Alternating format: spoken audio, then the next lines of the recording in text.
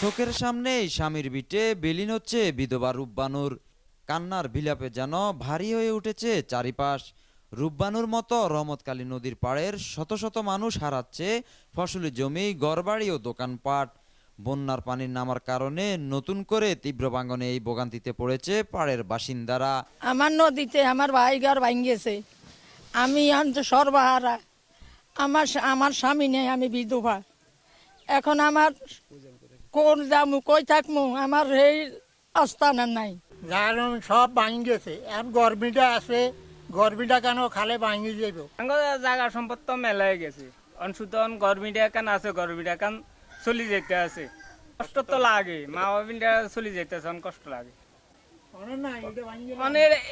Honour তো নাই, এটা চলি গেলে আর কোন আর কোনো কুল কিয়ার নাই।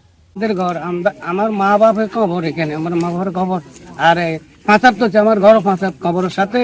এখন আমার বিডা ভাই আর নাই, দু জায়গা আছে 3-4 জন জমি। এখন কই দিয়ে আমার সরকারের কাছে আবেদন করি, আমার আর সব কিছু আর আপনারা ব্যবস্থা করে দেন।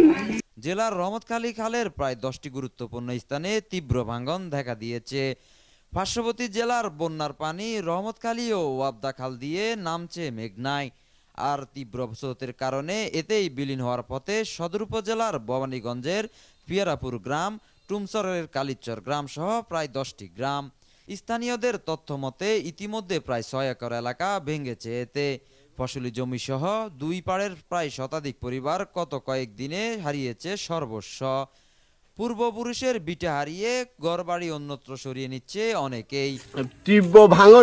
তীব্র ভাঙনে মানুষের ঘর বাড়ি, ভিটা বাড়ি, কবরস্থান, মসজিদ সব ভাঙে রহমতখালী নদীতে বিলীন হয়ে যাইতে মানুষ খুব অসহায় অবস্থাতে আছে। আমরা চাই এটা যাতে মাননীয় ডিসি মহোদয়ের কাছে এবং দ্রুততম কর্মকর্তার কাছে অনুরোধ করতেছি যাতে তারা একটা সুন্দর ব্যবস্থা করে। এখনো পর্যন্ত যেভাবে ভাঙন ভাঙতেছে, যদি আরো কিছুদিন পর আমাদের এই এলাকাটা প্রচুর ভাঙবে।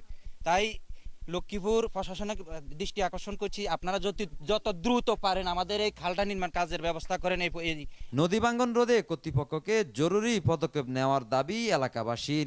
দীর্ঘমেয়াদী কাজ সময় সাপেক্ষ, তবে ইতিমধ্যে স্বল্পমেয়াদী বস্তা ফেলে কাজ শুরু করেছে বলে জানিয়েছেন পানি উন্নয়ন বোর্ড কর্মকর্তা। ক্যাচমেন্টের পানি রহমতখালী খাল হয়ে মেঘনা নদীতে পতিত হয়। আর রহমতখালী খালটা মেন্ডারিং রিভারের মতো অনেকখানি আঁকাবাঁকা, এই জন্য কিছু কিছু স্থানে আপনার ভাঙন দেখা দিয়েছে। আপনারা জানেন এটা স্থায়ী প্রোটেকশন করতে সময় সাপেক্ষ বিষয়। এই জন্য ঊর্ধ্বতন কর্তৃপক্ষের নির্দেশনা মোতাবেক আমরা যেখানে ভাঙন প্রবণতা বেশি সেখানে আমরা অস্থায়ী তীর প্রতিরোধ কাজ ইতিমধ্যে শুরু করেছি।